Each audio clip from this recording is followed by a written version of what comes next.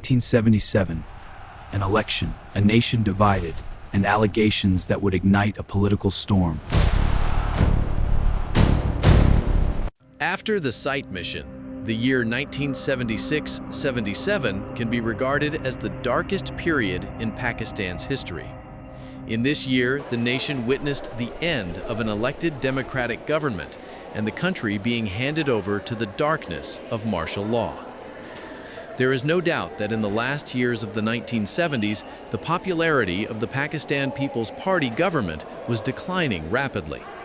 The main reasons were rising corruption, dictatorship being imposed on the people, the aggressive attitude of the police and censorship, repeated increases in the prices of daily necessities, and the unusual activities of some political figures.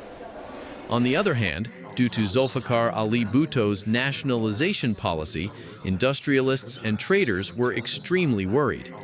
Because even private schools, shelters, textile mills, and small businesses were nationalized, the middle-class industrialists and investors had also become disillusioned with the government. The slogan of Roti Kapra Aur Makan had been raised to bring Bhutto to power, but he could not deliver these promises according to his election manifesto. His nationalization policy severely damaged the country's economy. Bhutto could not get public acceptance for this policy, yet some PPP members and trade union leaders were very happy with it. Protests and strong reactions against nationalization had begun in various public circles, and people started demanding its reversal. To come out of this crisis and reduce the growing unrest and chaos, Zulfikar Ali Bhutto decided to seek a fresh vote of confidence from the nation.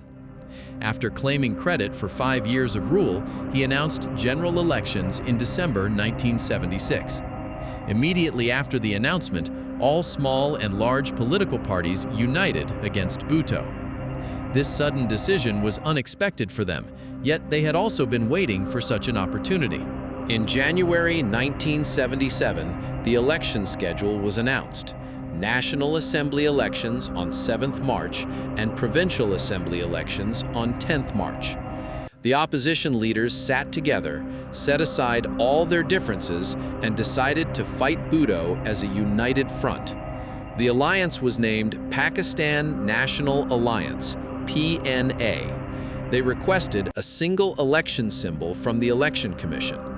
9 opposition parties joined the alliance. Maulana Mufti Mahmud was made president, Nawabzada Nasrullah Khan vice president, Naimi Ahmed Hamdani secretary general, and Pir Pagara chairman of the Central Parliamentary Board. Against PPP's arrow, ANP was allotted the crescent symbol. This unexpected alliance of ideologically different parties was undoubtedly a serious concern for PPP. Until then, PPP's success was mainly because its opponents were divided and scattered. Now, PPP had to face a strong and organized electoral strategy.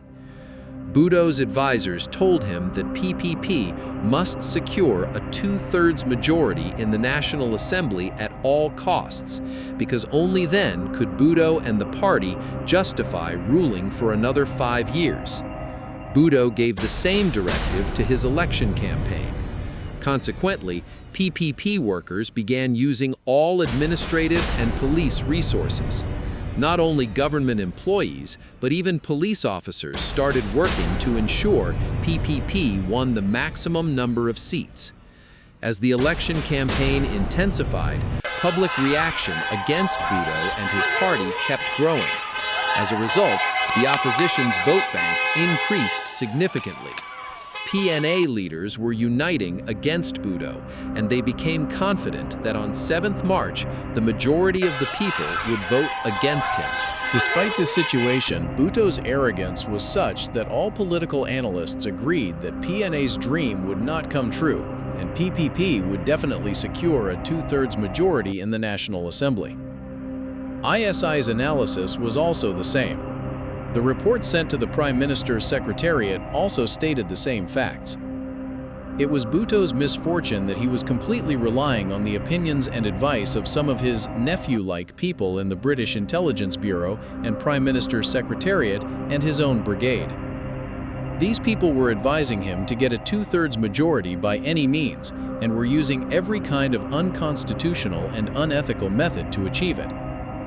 This was the beginning of the end of Bhutto's political career. According to some unverified information received by ISI, some serving and retired police and intelligence officers had also discussed these analyses in detail, but there was sharp disagreement among them regarding Bhutto. Bhutto himself was elected unopposed. In political language, this is not considered a democratic process, though constitutionally it was valid. The opposition accepted it as fate. But some other central leaders of PPP took it as a model and got themselves elected unopposed by ignoring all political ethics. Intelligence played an active role in defeating the opposition. For example, some PNA leaders were kept under surveillance and many were arrested and sent to known places. PPP workers became so agitated that stopping PNA leaders from reaching rally venues and attacking their workers became routine. Police and FC were used to break PNA rallies. Incidents of releasing snakes or spraying water from bulldozers were also reported in newspapers. In many PNA election offices, nomination papers were torn, set on fire, and firing was opened, killing some workers. Because of these tyrannical, undemocratic, and biased actions, hatred against Bhutto's personality increased, and PPP's popularity fell further. Finally, 7 March arrived. The enthusiasm of voters was remarkable. People were heading to polling stations with great zeal. After noon, as the sun began to set, some PPP candidates realized that the situation of their ballot boxes was not what they had expected. They understood that this was not the 1970s-style magic, and their steps had faltered. Water was poured on many polling stations, and excitement rose among PNA workers. Reports also came that PPP polling agents had tried to remove ballot boxes to stuff fake votes at safe places. The inevitable result was armed clashes and firing between the two sides. The situation was especially serious at polling stations in Uze, Nyanwala, and other districts.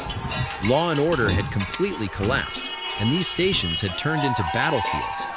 In many areas, voters had no choice but to save their lives and return home without casting their vote.